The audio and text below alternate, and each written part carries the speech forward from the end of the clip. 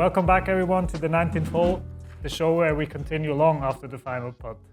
Tonight's going to be about sports, technology, and the strange places it can take you, like south of LA. He's an open source technologist, a sports writer and a traveler, and the author of An American Cricket Odyssey. Yeah, An American Cricket Odyssey. Yeah. Sorry. A journey into the soul of American cricket. Perfect. Yeah, so Mark, thank you very much for being here. Welcome. Thank you so much. So as we always start, we start with a little bit about golf. So how did golf come into your life? So this morning I was trying to reflect on when it did actually come into my life, and I came to the conclusion it was the summer of punk in 1976. So I was living in southwest of England. Yeah. And I just seem to remember having probably a 7-iron and a ball, and I would go to this local park which would be used in the summer. During the winter it was like football pitches, and then in the summer it was a cricket pitch. And I would just kind of like hack the ball around, going from there to there, and then follow, because I only had one ball, you see, so I'd just have to and it was that kind of 1976, so it was a really hot summer. All right. So that was my first kind of memory really of actually playing golf. I probably would watch the British Open and stuff like that on TV. So there was that familiarity because I did do pretty much every sport that was put in front of me. All right. I would watch sports, and I was just into kind of sport basically. So yeah, but it was definitely the summer of punk, 1976. That All was right, cool. First. Yeah. Nice. Just quickly, because I forgot. Today we have Kevin on stage, the owner of this beautiful place, who built everything. So I forgot that. Sorry. So Kevin. Because Madhu is on holiday again. I don't know. Maybe he has too much holidays. I don't know. He's in China. He's in China. So everybody's shocked that he's in China. But all good. So I tried to substitute him today. Thank you so much for taking me on your show, Zeno. Yeah, thanks for being here. So. Thanks for coming today, Mark. Yeah. Oh, of course. So yeah, back to you. So you said you grew up with a lot of sports. So what other sports did you do besides cricket, of course? Yeah, I kind of wrote down the list. So I was big into football. Yeah. Rugby, cricket, tennis, basketball, badminton, swimming, running, and also pool and snooker. So that's all except ballet. Every sport you can imagine. And darts. Yeah, because I grew up in a 600-year-old pub. All right. In the southwest of England, and so I was not only did all the kind of normal sports, I did all the like pub drinking sports. beer in the pub. I didn't really drink so much. I would have like a little bit, but I was only when we moved in there, I was about 11 years old. Yeah. So and we left when I was about 18 or so. So, but I am very good at pub sports. All right. Yeah, I see. Brings up some memories in Dublin. Yeah, true. Yeah, we've been to Dublin once, a couple of times. Before. Okay, right. I think you told me that one of your family members was a professional football player, right? Yeah, my uncle Graham, fantastic guy. He played for England, and he also coached England's schoolboys football team. All right. So I did play football to quite a high level. The first 7 years or so of my life, I lived in London, and then we moved to the southwest of the UK, and ended up in this pub. But if I'd stayed in London, I would have got exposure to a much higher level of football. But when you live in the countryside, there's just not the kind of scouting networks, and you're just not playing at that high level. But my Uncle Graham was an excellent footballer, Yeah. And where does golf sit for you today? Like, do you still play it sometimes, or? Well, one of my brothers became a semi-pro. Yeah. So I would play with him occasionally, and but my father, my natural father, he's a big golfer. Mm-hmm. And one of my brothers, another one of my brothers, he's also a big golfer, but in the States. Yeah. So whenever I visit them in the States, we typically end up going for a round of golf somewhere. I just hack the ball around. I don't even bother taking out a driver normally because Yeah. it's just that it's just the error kind of side of things. It's either going to slice or hook or whatever. So I typically just like use a 3-iron off the tee and try to keep it low. Yeah. Do you know what I mean? Yeah. And control Stinger. the parameters. Yeah. Because my short game is not bad because, again, when I was growing up, there was this... This is the snooker, probably, right? No, there's this place called a city called Bath, which is a UNESCO city, which is basically my hometown, really. Yeah. And they have a beautiful pitch and putt course there. Like it overlooks the city. It's a beautiful kind of, and we would go up there in the summer holidays quite a lot. Yeah. So my short game's not bad. Yeah.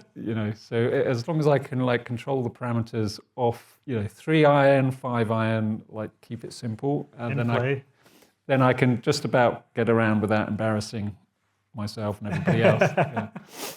I see. Yeah. I mean, You see some analogies to the cricket swing, actually, to the golf swing. Does it make, I mean, maybe the pro can tell about, because when I grew up in Japan, my uncle, he owns a driving range in Kyoto. And so my cousin was always playing baseball, and I was in a baseball training with my cousin as well. And after training, we would go to the golf driving range, and then afterwards we would, just compare the swings. Yeah. Cricket, baseball is, I think it's more vertical, right? Okay, so this is a whole can of worms you've just. I can imagine. Yes, yeah. I mean, if the aficionados were here, this would be. But your baseball swing is you're playing across. You're playing. It's a horizontal swing, right? In cricket, you're always playing down the line, so you're playing with the bat in a kind of vertical position. You want to be behind the ball and playing through the ball. You like if you're playing crossing the line, it's typically improvisational shot, which probably is more similar to the golf swing. I'd say it's probably a mix of both of them. Yeah. Kind of. Yeah. It's bat and ball game. Yeah. Club and ball game. So but technically very different. A lot of feet movement in cricket. The similarities are at the point of contact. To be honest, is like how concentrated are you on the ball at the point of contact, and also staying in that position at the point of contact. Yeah. Do you see what I mean? Not like, because if in cricket, when you hit the ball, if your head goes at the same time, then you just lose control. So that's the same with baseball. It's the same with golf. Yes. Do you know what I mean? At the point of contact, your head should be still and stay still. Yeah. And then let the body just like flow through. The energy flow through your body. And then You see, that's actually good because it's not keep the head down; it's keep the head still. Because we had this in a couple episodes before that it's a really bad tip for golfers to keep the head down, but so it's probably a better tip to keep the head still. You mean like still don't move the head along, or just try to fix? No, I mean just keep it still in place. Like if it turns sideways, it's fine. There's golf players which actually hit the ball, but the head will be turned to the left. But when people say always keep the head down, then the people will go down with the head because they feel like they need to keep it down. Yeah, you can't keep it locked in position. No, Yeah, it's more about the focus, really. Yeah. And then as the impact, after the point of impact, just let the energy flow through your body and then your head will move naturally. Yes, exactly. Yeah. Yeah, so I think sports clearly shaped you during the early days. Definitely, yeah. But there's continue to do so. Yeah. So there's other really interesting stuff. So let's talk about a little bit the man behind the sport.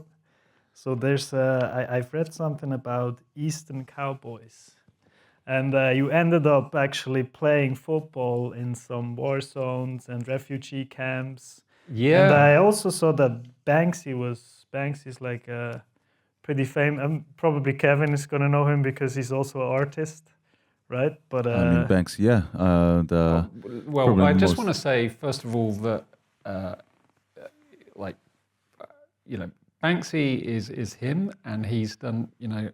He was part of a circle. yeah, Do you know what I mean? In the 90s, I lived in Bristol in the southwest of England, and most of the 90s I did as little as possible in terms of gainful employment. Yeah. It was very much a kind of slacker culture. Music was massive part of my life. I used to help run a nightclub called the Thekla.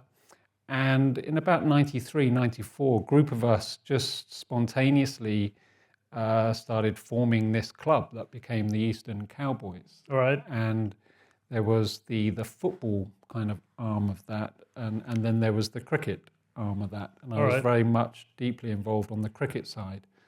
But on the football side, we would play in Bristol in the kind of Bristol leagues around that part of the world. But the ethos of the club was always about social responsibility. Like Bristol is or Eastern in Bristol is part of inner city Bristol. So there's a lot of social problems, or at least there were. And the club's ethos was always about engaging with the community. Do you see what I mean? And over time, that became like international community. So through some of the more kind of politically, let's say, engaged members, they had these connections in Mexico, yeah, specifically in Chiapas.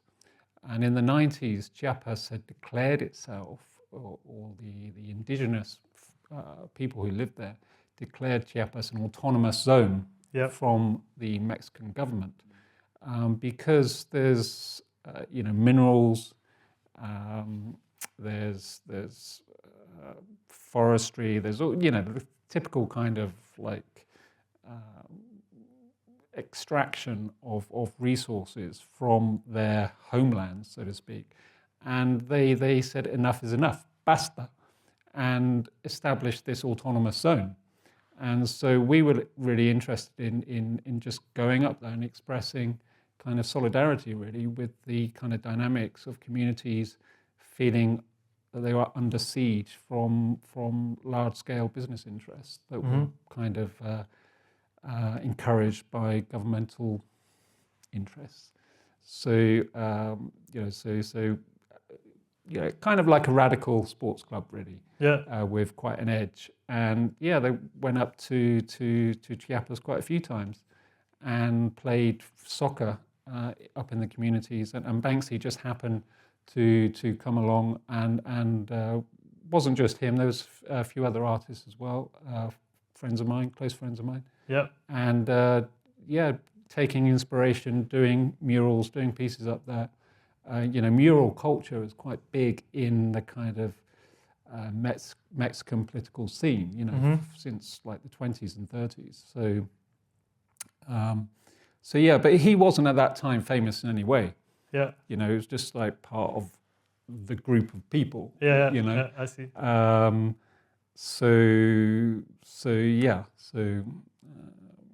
But I was more on the cricket side of things. Right. But you were also in Mexico, I guess.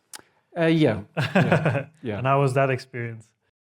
It was pretty intense and meaningful. Yeah. Meaningful. Definitely helped. I wouldn't say helped shape who I am, but because it was an expression of who I was anyway. So, but it certainly consolidated some of my values. Yeah. So what was that experience? What taught you that about what sports actually is? Well, I think the key message is that sport is a common denominator, right?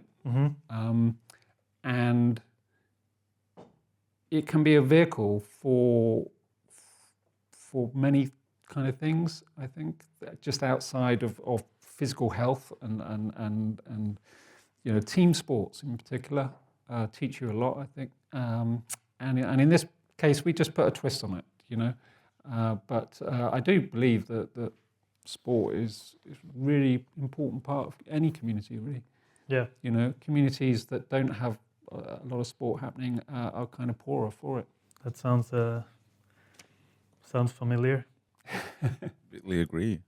Definitely. Because for us, it's always interesting to see how sports actually also unite different people in terms of growing up. I mean, I knew Zeno from a very early age. Through Zeno, I started to know some of his friends, some of his teachers, some of his people. He starts to inspire the younger generation as well, and I think sportsmanship in today's society is just as you mentioned as well. It's to give hope and influence to people who need a hero or an idol somewhere. And I was always fascinated when Zeno was showing us how far and a cribbage can drive a little tiny white ball, and it was just to have this stories from Mexico and all those through your sport with cricket itself. I think it's interesting how different countries as well have different priorities in sports. For example, in Japan, it's baseball. Of course, football has been very strong in the past few years, but baseball is seen as the national samurai sport. It's literally the way of the samurai in Japan. You have a bat, and When did baseball take off? Early 50s? 19th century. Oh, Yeah. Oh, even before the. Even before, Oh, I would okay. say. And then afterwards, with Babe Ruth and all those, I started. think it started when they threw like apples, and then the samurai just caught them through the air. Yeah, exactly, Fruit Ninja style. Yeah. But golf is actually hugely popular in Japan as well. Yeah, Yeah. yeah, they have a couple of really good players. Yeah. I think Matsuyama won the Yeah, Masters exactly. a couple of years Yeah. ago. Yeah.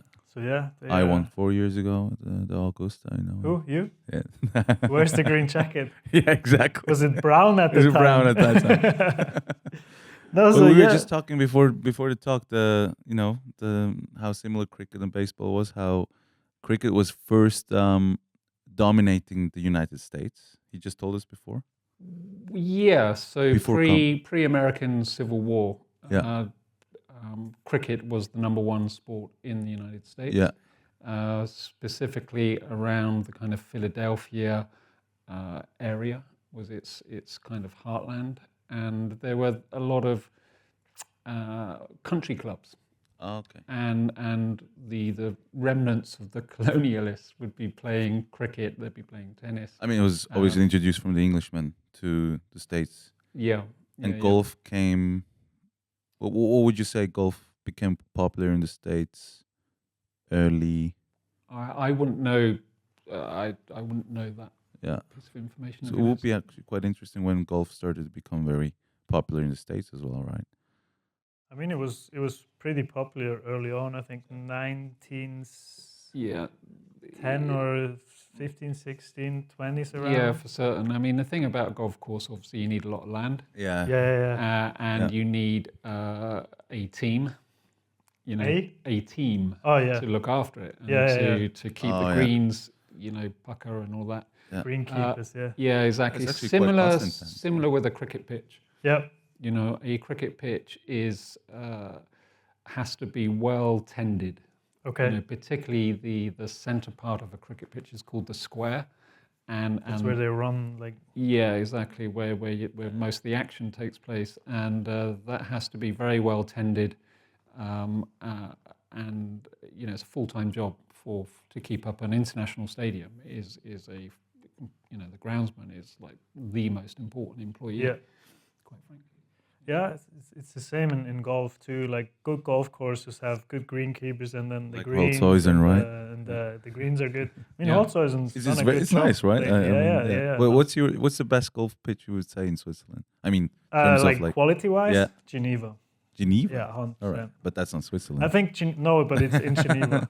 I mean, it's in Switzerland, but Yeah. No, but at Geneva, I think they have like 15 greenkeepers during the whole year, and then Really? they have like 10 more during season. So it's kept like you drive in and there's like a roundabout in front of the clubhouse, which is out of grass and flowers. It looks like it's artificial.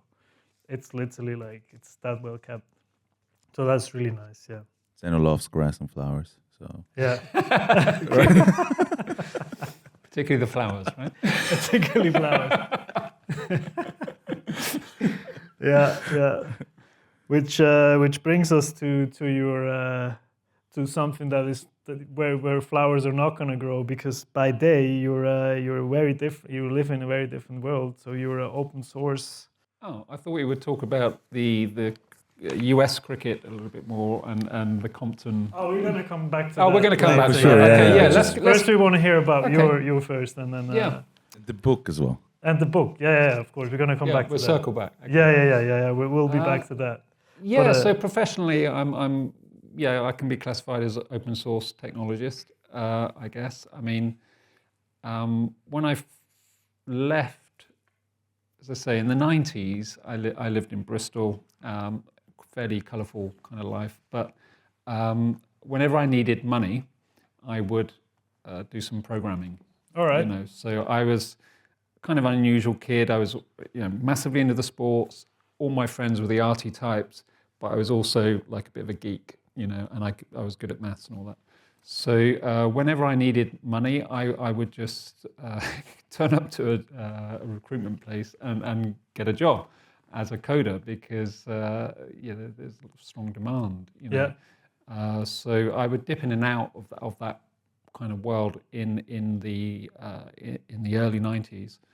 And then again towards the tail end of the 90s, when I decided I wanted to go back to college and study maths and philosophy. Mm-hmm. So specifically cognitive philosophy. So I was like, oh, I need some money if I want to do that. So I started taking my kind of programming life a bit more seriously. All right.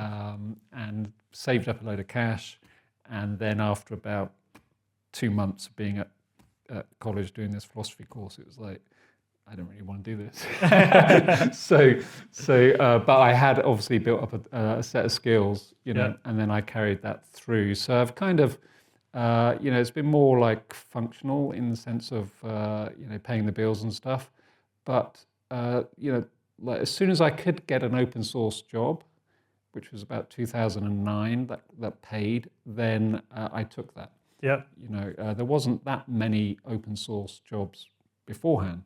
Mm-hmm. And I was attracted to the open source kind of mindset and philosophy and outlook. So as soon as I could get a full-time open source kind of gig, which was a climate change research institute in Paris, because I lived in Paris for several years. And and ever since really I've tried to just stick to the kind of open source environment. Mm-hmm. Yeah. I mean, open source is where people freely share their work to others, so others can improve. Yeah, right? Exactly. It's free and open source software. Ultimately it's about not playing IP games. Yeah. So you write stuff, you put it out there. The upside of open source communities is that they, you put some code out there, you put it under this permissive license, and then if it's any good, then a community will coalesce around it. Yeah. And then it typically gets better. Yeah.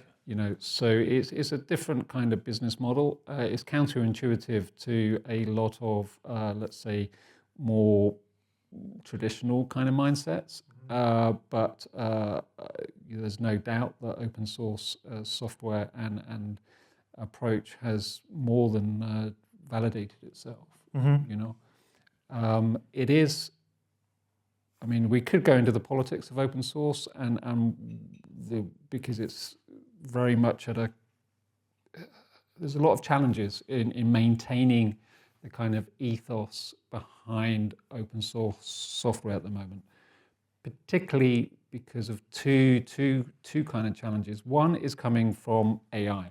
Yep. So that is radically changing the way that software is being developed. Like in the last 6 months, it is a proper revolution in the way that complex systems are being built. And this is definitely a big challenge to open source, because the large language models themselves are typically closed source.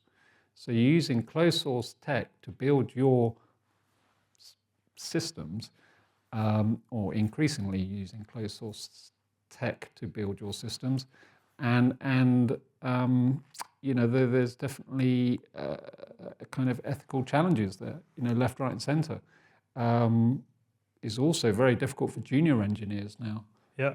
For junior engineers, like, why would you want to employ a junior? Because it's like, just give the coding agents, like, they will go and do all that stuff. So massive challenges coming from AI. And then the other big challenge to the kind of open source space is from the West Coast big tech companies, that particularly those who are going down the kind of US military industrial complex. Mm-hmm. So they need open source engineers.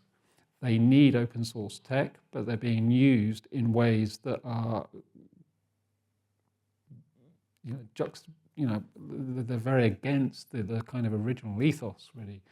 I had a situation in my professional life a couple of years ago, where there was one of these large companies out in the West Coast using covert proxies to try and cannibalize the open source environment that we were working in, because they need the engineers, but they can't go out and say, "Oh, come and work for us." So they would use these kind of covert proxies. So there's a lot of shenanigans going on that level. You like, software engineers don't really get taught ethics. Yeah. But I think it's a subject that needs to be discussed. Mm-hmm.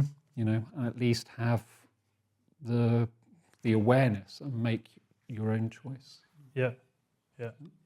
Very interesting. To hit the bridge, to those open source technology in the today's world as well. I mean, I'm quite often talking to Zeno about that. Also, sports is increasingly getting into a data-driven world.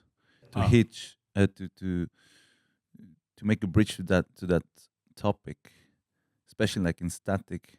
I mean, baseball is a very good example. It's about the pitching, the percentage of the strike zone of a pitcher. Moneyball, right? Moneyball. Yeah. Moneyball. Yeah, exactly. That's it. Great movie, by the way. I love Brad Pitt in there. Data science and its application to sports is obviously a massive thing. Massive.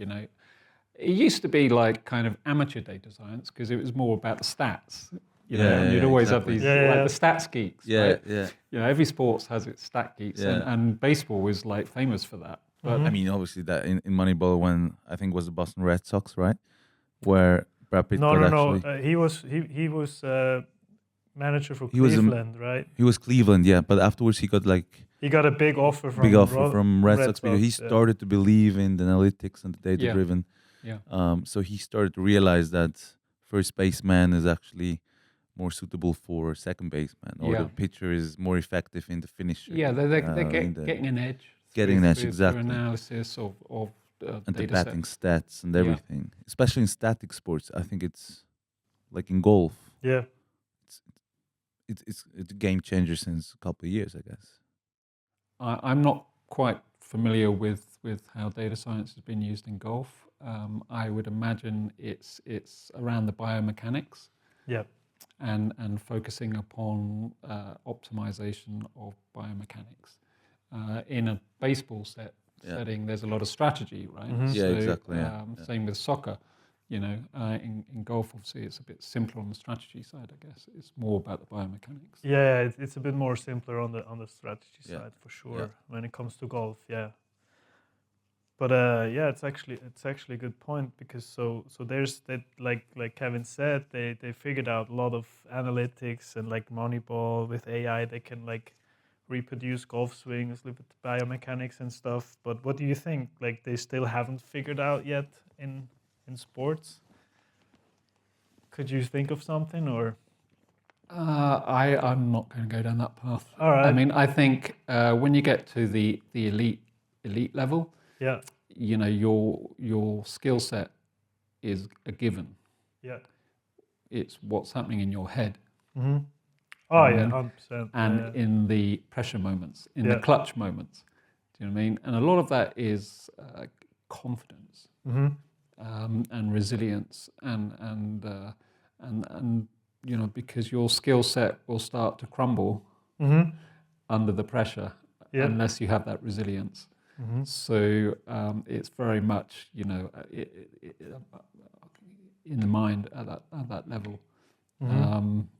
Now, having said that, sports psychology is huge, right? So you can train the mind as well, and you can use meditation techniques, relaxation techniques, visualization techniques, so and all of that can be optimized, I would imagine.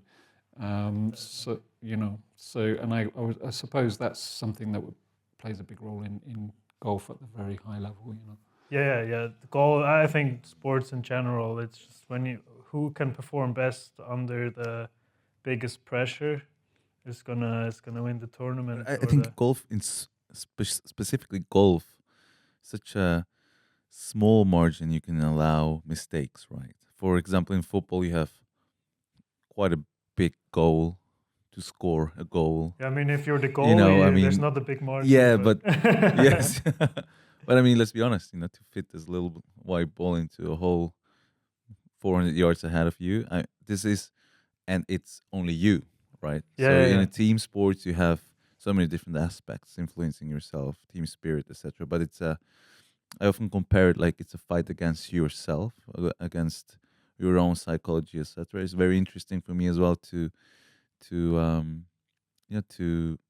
understand the mechanics in a head of a golf player, how he functions when Zeno is teeing up his ball and he hits an iron. Yeah, I mean, it's only you, and you cannot blame the wind, the weather, whatever it is. Oh, you condition. can. You can, yeah, but you do. Everybody has the same conditions, Everybody has the same conditions. Yeah. So Yeah, my brother, when he was semi-pro, I mean, he would have a bit of a temper, and when he was frustrated on a few times, he would just throw his club, literally throw his club about 20 meters away. Oh, really? That's general, like every just second game, right? Stomp off. Yeah, I've been there. Meltdown. Meltdowns, yeah, golf meltdowns. I think I had that once in Egypt. I must have flown like 50 meters. It's just been but it was only the practice round. It was not the official tournament. But I was so pissed. But what's actually pretty interesting, what you told us before, you can train your mind. I think it's such a important fact also to hit the bridge to, let's say, entrepreneurship or in the world of business, etc., that we can learn from the sports. How do you be aware of your skills, etc.? How can you perform at the very moment when you start to realize, like, okay, there is one putt away from your championship? Or how can you influence this under high pressure moments? And meditation is something. So I've done a lot of meditation yes. in my life. I've done a lot of ritual in my life. I've done at one point I was almost a professional astrologer. So I do have another, let's say, thread to the way I see things and approach things. And some of the peak moments of my life have been in meditation, and that's all about going very deeply into your body. I love those talks we had in Kyoto back in the day, last year as well. How meditation can bring you onto another level of spiritual awareness of your personality self, to hit the bridge to The Last Dance with Michael Jordan and what was the coach's name again? Oof. I mean, the from because he was actually living the Zen philosophy with the whole team, bringing the whole leadership skills into a whole different story. Nobody has ever done it before. Which one? The gray hair. Yeah. Right? He's been with him for all the 5 rings, right? For every championship they won. With the Bulls, that was with yeah. Brought like the team spirit on a whole different. I wouldn't say it was almost a cult, but it was another mindset being established in this team spirit with all those, you know, Pippin and uh, Jordan, and it was just really fascinating to see how he adapted this concept of Zen philosophy into sports mindset, Yeah. which Mhm. is I mean, which being is just empty. very interesting. Sorry. Being empty. Yes. Yeah. Because when you are under pressure, you are very full. You feel very full. You know, Yeah. the moment is really like Overwhelmed. overwhelming. So how can you take yourself, or rather the anxiety of yourself, out of that moment and allow all the skill sets you already have, everything you've built up over so much time, to just simply express itself? So definitely, whether you want to call it Zen Buddhism or whatever, but being able to detach yourself from yourself is a skill in itself, you know, that to be cultivated. And yeah. And then transposing that into a collective environment, particularly a team sport, like high intensity Right. team Yeah, sport. exactly, I yeah. have so much respect for sports coaches, actually, like particularly in a team environment, whether it's a basketball or whether it's soccer or rugby. Like I've been a rugby coach. It's Where you have like protagonists, let's for example, like a Cristiano Ronaldo, right? He's achieved it all. How do you handle him as a coach yeah, you've got to get in a respect from team? him, In a right? Because team, he's just right? going to walk all over you. Exactly. Do you know what I mean? And So- number one, you've got to connect at the human level. Yes. Do you know what I mean? Because that's what it's all about, you know. And because when you're at that elite level, what you're going to, I mean, you're not going to teach Cristiano Ronaldo jack shit about, you know, how to play football. Yeah. Do you know what I mean? Yeah. Exactly. But what you can do is help create an environment that he feels super comfortable in, he feels valued in, and he can get into his flow state. So, you know, it's going to start with that human connection, you know, and then if you get the respect at that level, then you can work with that, you know. So, yeah, but, you know, you've got to bring a lot of life experience to be a successful sports coach Yeah. at Yeah, top level, absolutely, you know, yeah. because a lot of people in soccer is a good example, like are coming from pretty tough backgrounds. Yeah. Do you know what I Yeah. mean? Yeah. Like, you know, if you're coming from a barrio in Brazil, that's a tough environment, you know, and so you can't just go in there. You've got to be able to talk to that person, you know, and connect with that person, even though you've probably come from a very different environment. And so it is a, you know, I must say I've got a lot of respect for you know, sports coaches who are successful. Yeah. You Yeah, know, definitely. you know, one of my favourites is old Ancelotti. Yep. Yeah. You know, he's such a Carlo. dude. Yeah. You Yeah. know, and yeah, and the amount, you know, just the organic respect he gets from the teams Yeah. he Yeah. coaches. You know, Yeah, you the have respect. to. I think it's a good point. Respect, right? Yeah, you kind of have to give respect, but you have Respect. to also earn respect. Earn So the it's, respect. I think yeah. you told me that story about Ronaldinho, the Brazilian footballer, Yeah. where he comes from very poor circumstances back in his days, and he always played barefoot because his father said you're gonna have a better feeling for the ball control and the technique when you play without shoes. yeah. Yeah. Turned Yeah. out that his father couldn't afford shoes for Yeah. his son. Well, I'll tell you a story from when I But was I a mean, kid. So I yeah. lived in Wembley, Yeah. northwest London, but just literally, you know, you could see Wembley Stadium. But the school I went to, this was primary school, was called Park Lane School, and we were all like fairly poor backgrounds and all that, and nobody had a football. So in the breaks, you know, we would all want to play football, but nobody actually had a physical football. So we would take, everybody would take one sock off, and we would make this sock ball, and then they'd have about 20 socks or something, Yeah. all in this one ball, and then we would play sock ball. And I remember a story or an episode where, you know, we were like two teams. I was on one of the teams or whatever, and they got a penalty, and Yeah. I was like, that was not a penalty. I was full of injustice. And so as the guy was about to run up and play, you know, we're only like 6 or 7 years old, but as they were about to you know, take the penalty, I ran up and kicked the sock ball in disgust, but it went over the fence into the park, which is why the school was called Park Lane School. And we were banned from going into the park. So that you know, so we all lost a sock. And then there was like a gang of kids all like, you know, started beating me up and stuff. Yeah, yeah. Anyway, so Barrio, you know, like That's a being good able story. to connect with people who come from different environments is a challenge, particularly at that kind of high level. That's a great story. That's a sock ball. Let's play some sock ball Your today. mother must have been very angry with you. Always playing Did with you one come home sock. with only one sock, or did you have those balls? She just went with it. I mean, she had 3 boys at that point. I mean, it was Right. just part of the chaos. But yeah, I don't remember her telling me off. But, Yeah, but so following mindset, so you followed curiosity, and it brought you into a place very unsimilar for cricket, I would say. It was more like for hip hop and basketball.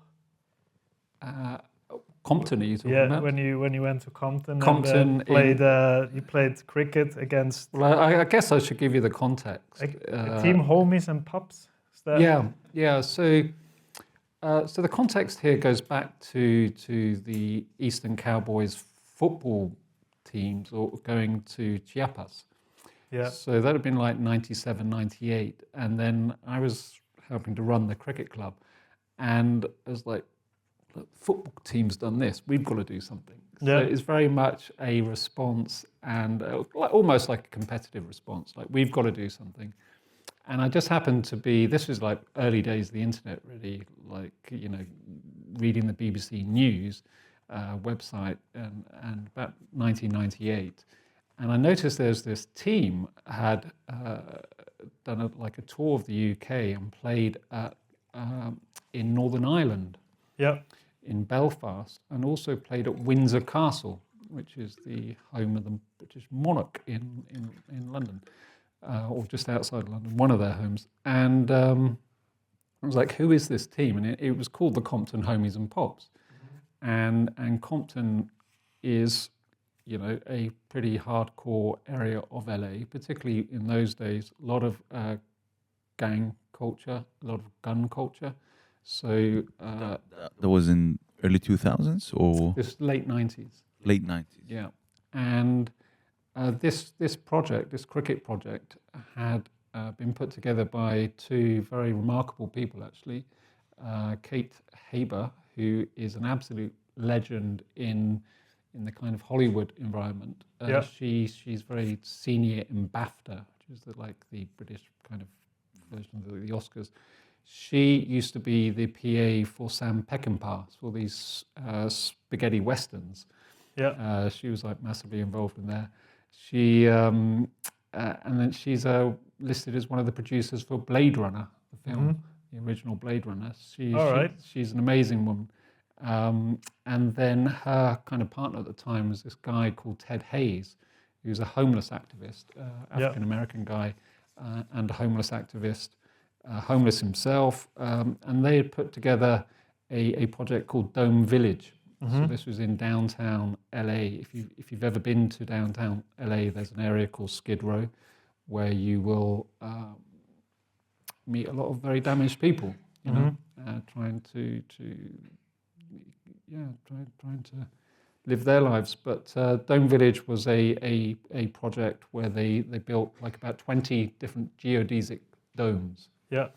And they were partitioned in 2, so you could get like 2, you know, a couple of pops, which were like ex-homeless people, or people still homeless really, but using, you know, if they were lucky, they would get themselves a space in Dome Village, and for 6 months or a year or something to try and turn their lives around. Yeah.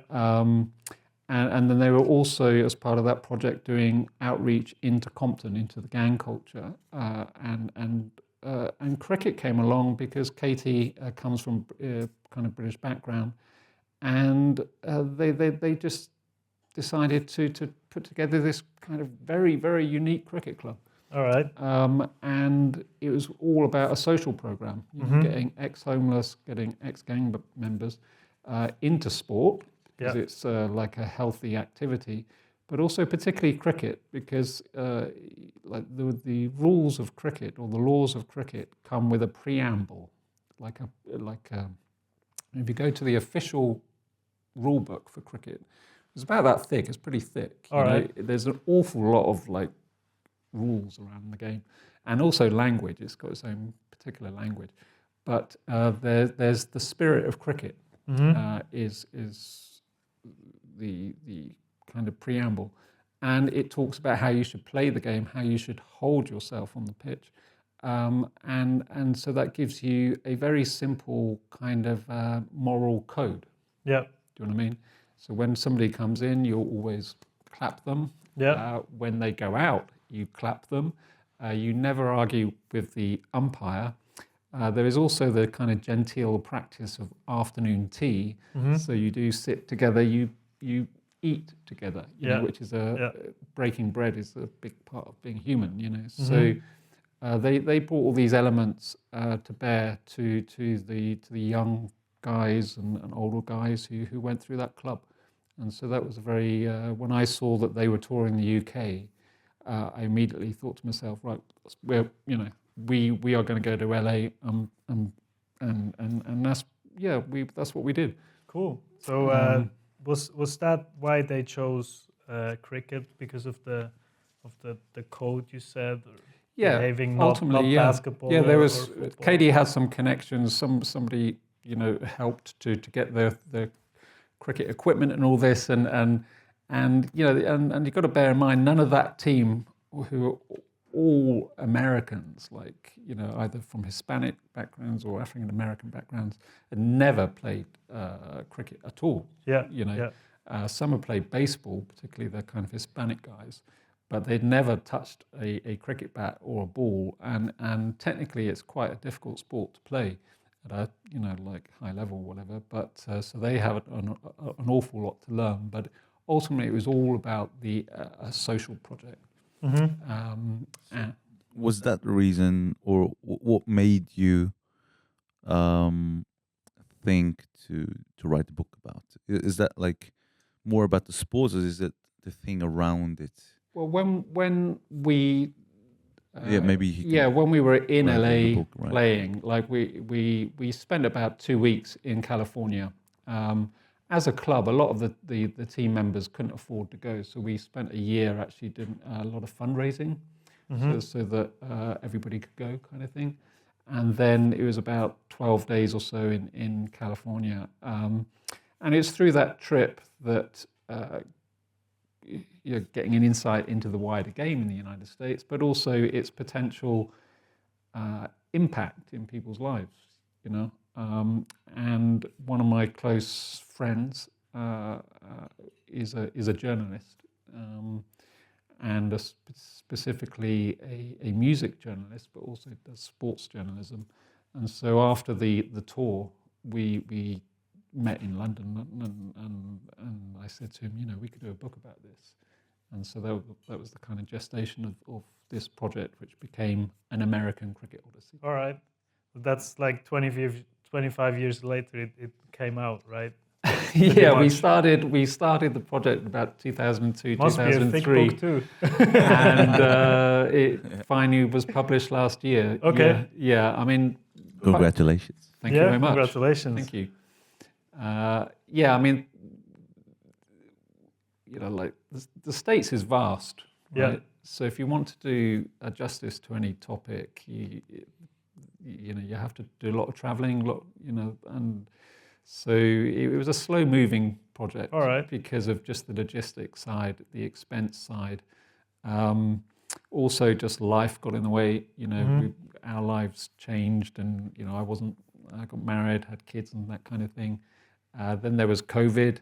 So it was always like, it was a bit of a kind of running joke in my family. It was always like, oh, how's the book going? And well, it's over now. Oh, you're still doing that book then, are you? It's like, yeah. But my writing partner, who started the project as Will Simpson and has Okay. ended the project as Beth Simpson. So there's a massive backstory there, but Right. is a very tenacious person. Yeah. You know, has a lot of just that kind of grit you need to make things happen. So to be fair, if you know, it's through Beth's tenacity that we've managed to get over the finishing line. All right. Yeah. Very cool. Nice. Yeah. So then in 2024, I think, what is it? The United States beat Pakistan in the World Cup. Yeah, that's right. Yeah. So You followed US cricket for 25 years. Yeah. So I should say that those players who beat Pakistan not because of the United States Cricket Association or administration, but because of their passion for the game. All right. You know, one of the stories, or if you do happen to read the book, is that the administration of the game has been diabolical. For understandable reasons. Sports administrators as a body of folks, you know, in a lot of sports, the administrators aren't professionals, you know, and it does attract a certain type of person, and particularly in the States, like cricket is a huge sport globally, you know, and India is the main driving force of global cricket. But there was always the supposition that cricket someday would be big in the United States, just like soccer, you know, came from a very low base in the early 70s to its profile now in the States, which is much higher.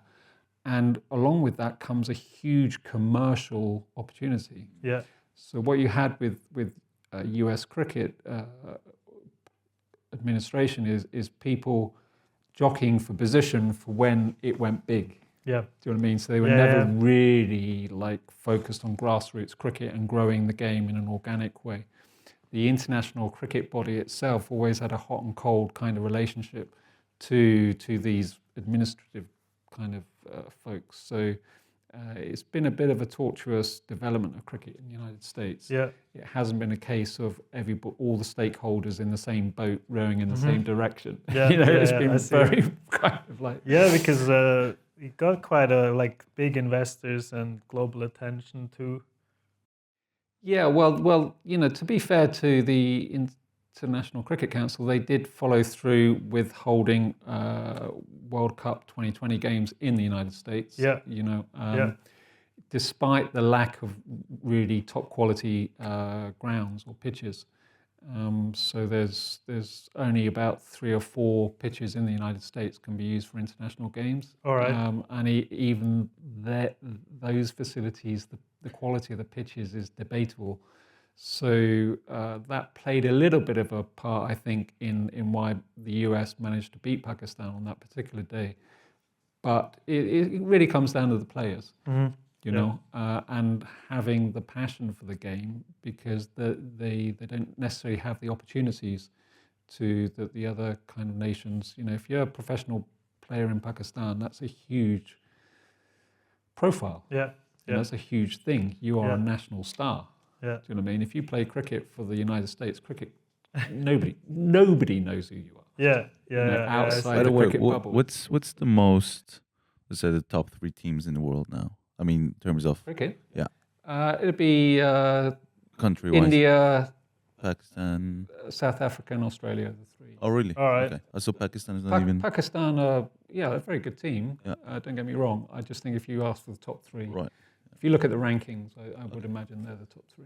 So England is England, it fluctuates a little bit. They had a disastrous tour of Australia recently, so they're probably 4 or 5. I'd have to go and look at the rankings, but it's very much a vestige of the British colonial experience. Yeah.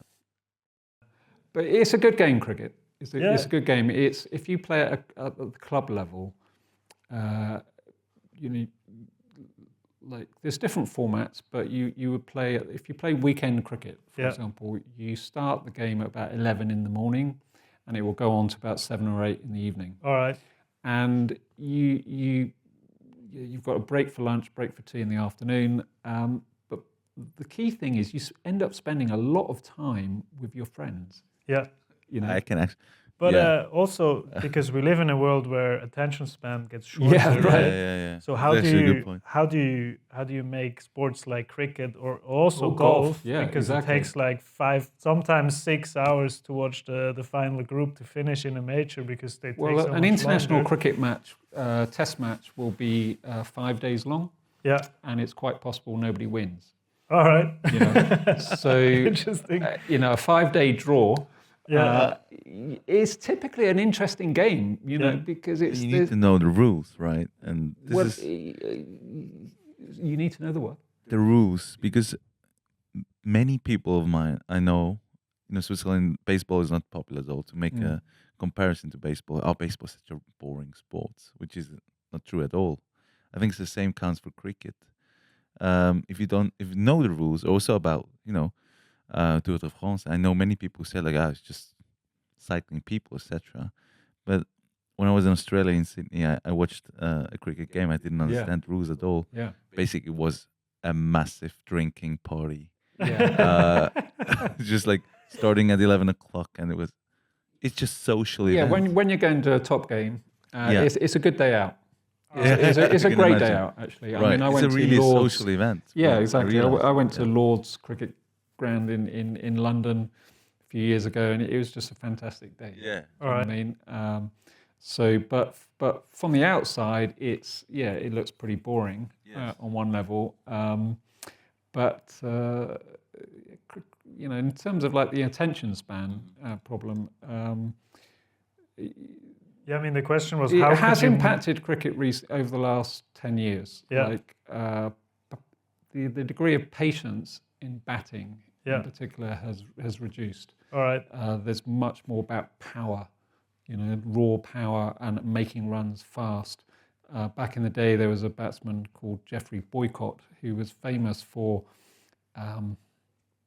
He would bat for like 2 or 3 days. Oh yeah. Do you know what I mean? He would kill the game. He would just like grind the other team down. All right. Do you know what I mean? And just be picking off ones and twos, but playing very correctly. Nowadays, it's much more about power, trying to build runs quickly or innings quickly. So you see less of those like epic innings from a particular batsman. Yeah, I mean, it's.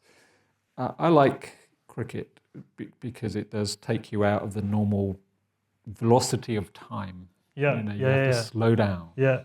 Same in golf. Same with golf, Yeah, exactly. You just slow down, right? Yeah. No, because my question was pretty much how could you modernize the sport without killing it? But I think we can just let it be how it is and let the people enjoy who enjoy it, and the one who don't can do something else. There's always something else to do. For sure. I just see it in the notes. You also told me, Tenno, that cricket is going back to Olympics in 2028. Yeah, I That's think, right. In LA, Los in Los Angeles Angeles, too, yeah. exactly. Los Angeles, right. Do they You- play in you- Compton? Probably not Could be in a Compton nice story, itself, actually. but that's a big thing. Yeah. And I hope and touch wood that USA will overperform in that tournament and get into semi-finals and the finals and maybe pick up a medal. Yep. They definitely have the opportunity to do that, but it's going to be tough. But that's fantastic to have cricket in the Olympics. Is that also kind of like a big moment for you? That it's Well, cricket? hopefully I'll be there. Yeah. Hopefully I'll be there and maybe even covering some of the games for the second edition of the book. Which team would you support then? America and England? I Ireland. guess. Ireland. Yeah. All right. So my dad's Irish and Fantastic man, by the way. Yeah. He should come upstairs on stage as well one day. Yeah, that would be cool. But if I was going to choose a team for the Olympics, I think Ireland. Yeah. All right. Yeah. Just because they're kind of enough of an underdog, but they're good enough to possibly do something. Yeah. I mean, so they'd be a good team to follow. That sounds great. Like Switzerland in the World Cup, right? There you What, go. football? Yeah. We'll see, yeah. This year, yeah. This year, yeah. Yeah. Also in America. Right. True. Yeah. No, that's awesome. So I think we're gonna get to the stinger questions now. I think if Kevin wants to start with the first question, I'll. Well, yeah, absolutely. So, Mark, your favorite golfer or golf swing right now? So golf swing is like out of a bunker, and Okay. particularly when it's a steep bunker and you're like kind of like this. So that would be my favourite swing, I think, like the awkward swing. you All know, right. Interesting. where you're improvising. And then in terms of golfer,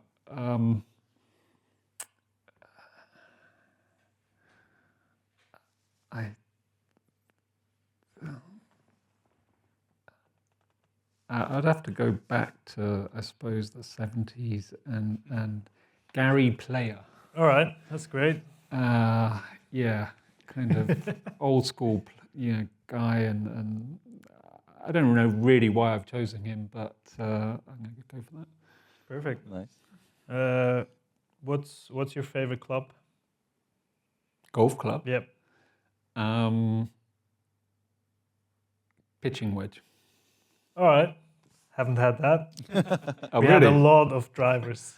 Drivers? I've never Yeah. mastered a driver. But I was happy when you said you don't hit drivers, so I knew it's not going to be drivers Yeah. when you said it in the Yeah. beginning. So that's great. Yours is a driver?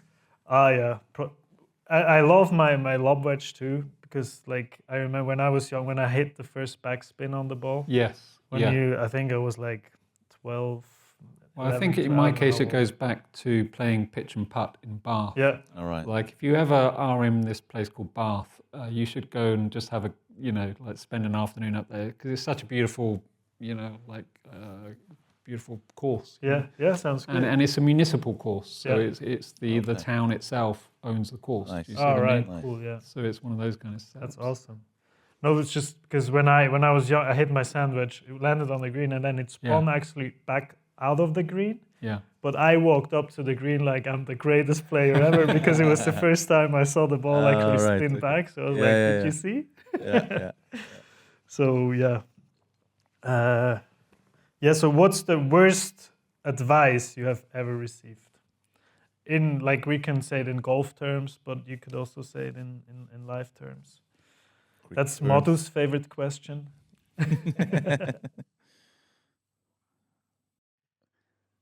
To be honest, I don't really remember getting much advice.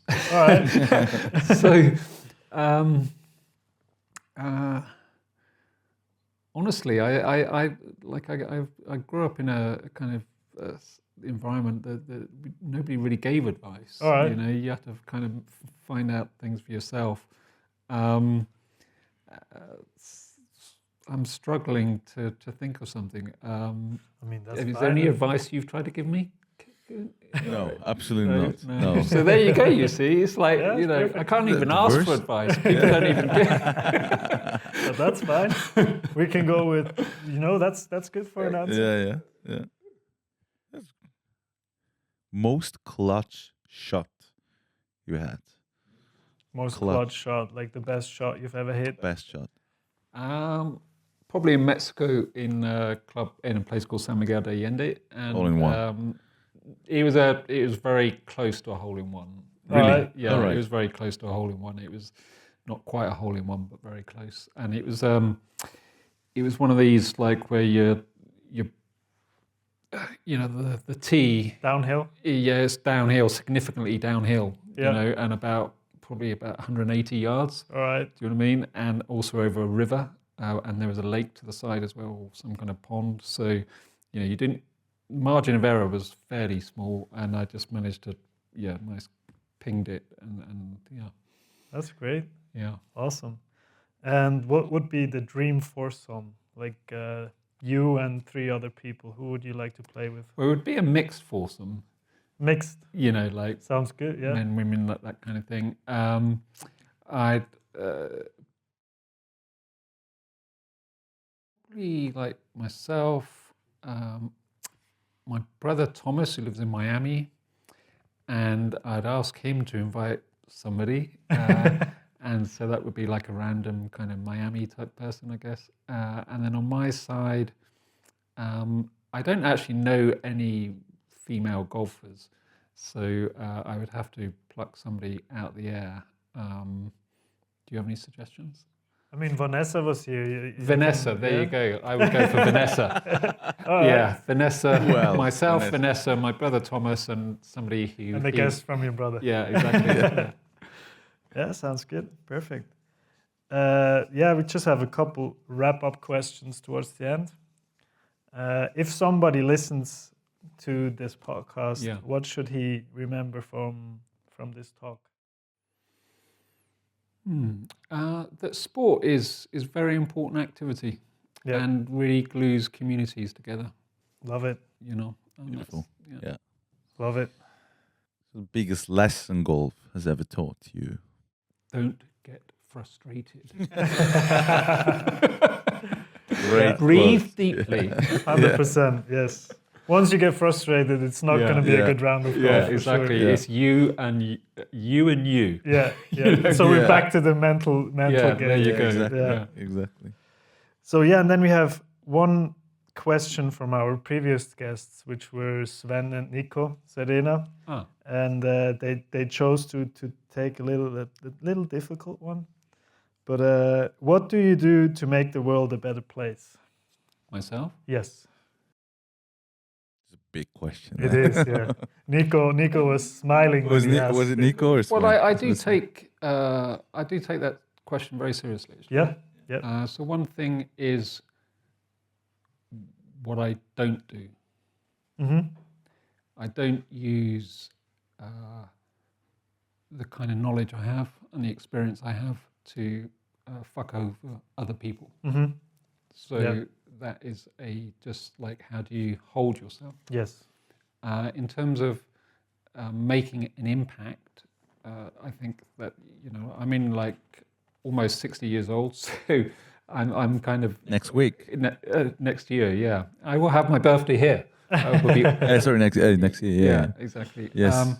So, you definitely want to be thinking about like legacy and leaving these little traces of yourself. Obviously, you do that through your kids, through your family, through your friends, just how they will remember you. But I definitely want to have a social impact. Yeah. And tech is really just a means to an end for that. I'm very lucky to live in this place called Zug and have been exposed to a lot of people and technology and capital. So there's a lot, you can make things happen here. Yes. Do you know what I mean? Yes. And I probably haven't made as many things as I want to have happen, and I'm still working on that. Yeah.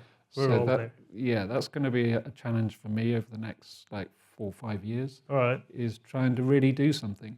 Do you know what I mean? Because there's a lot of folks out there struggling in many different countries and communities. Yeah. So that's something that motivates me.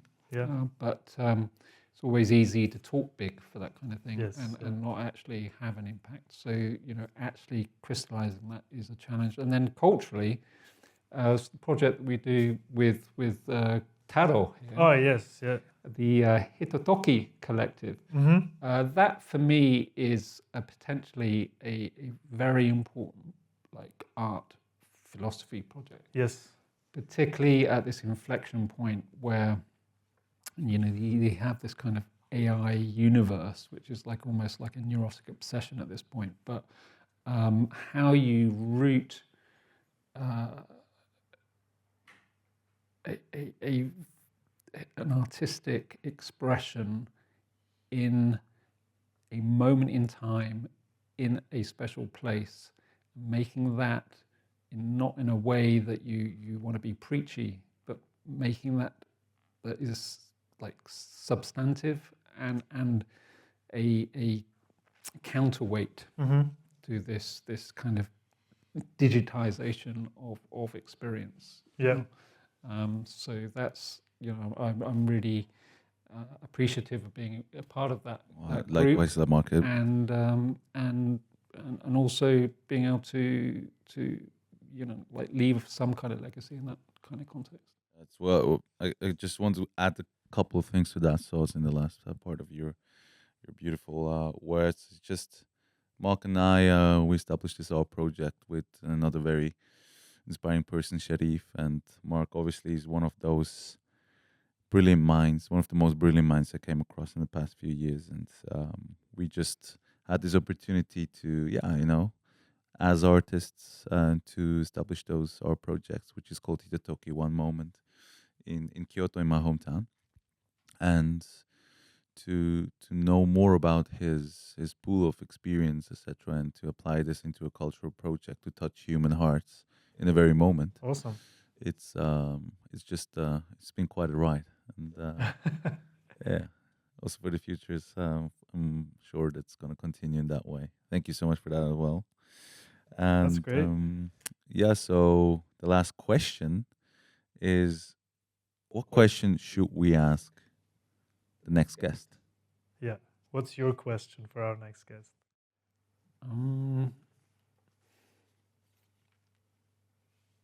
Yeah, how do they step back from? How do they get the degree of detachment under pressure? Yeah. So how are they maintaining detachment under pressure? That's actually a great question for our next guest, because he doesn't know who's our next guest, Okay. but I know. So that's Okay. that's Keep it to yourself. yeah, I will. But I think that's an awesome question for our next guest. Yeah. So yeah, I mean, you're gonna have a little challenge after, but Oh yeah, right. which you're we have to do. But before we do that, I want to just a quick thank you to Brian behind the bar, Athletes Network for the camera. Pege is here too. I just saw he was waving. Hello, Pege. He must have come in a couple minutes ago. Thank you, Pege too. Videojobs for the editing. Andy on the sound. Thank you very much. Kevin for this beautiful place. Now finally you're here once. Thanks. On stage too, which is great. awesome. Thank you very much. To our audience, thank you very much. And of course, the Swiss PGA, our partner. Thanks a lot. And Mark, thanks for being here. Kevin. Pleasure. Thanks a You lot, too. man. It was great. I'm Zeno Felder. This is the 19th hole. Take your swing, believe in your next shot, and we'll see you next time on this live show. Let's see.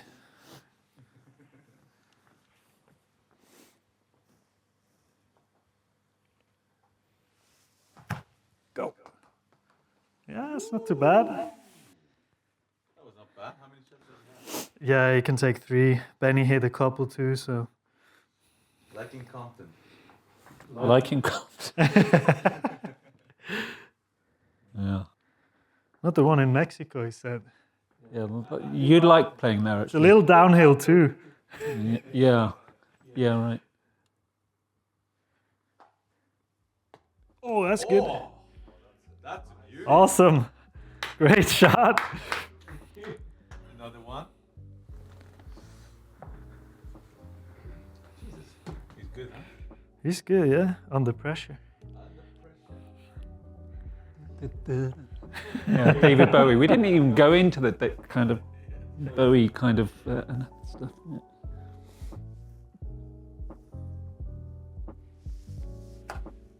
No.